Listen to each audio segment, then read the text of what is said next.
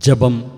ദൈവജനനിയായ പരിശുദ്ധ കന്യകയെ, അങ്ങേ വിരക്ത ഭർത്താവായ മാറി ഔസേപ്പിനോടുള്ള ഭക്തി അങ്ങേക്ക് പ്രസാദജനകവും അനുഗ്രഹദായകവുമാണെന്ന് ഞങ്ങൾ ഗ്രഹിച്ചു. അതിനാൽ ഈ പുണ്യപിതാവിനോട് ഞങ്ങൾ സവിശേഷ ഭക്തിയുള്ളവരായി ജീവിച്ചു കൊള്ളാം.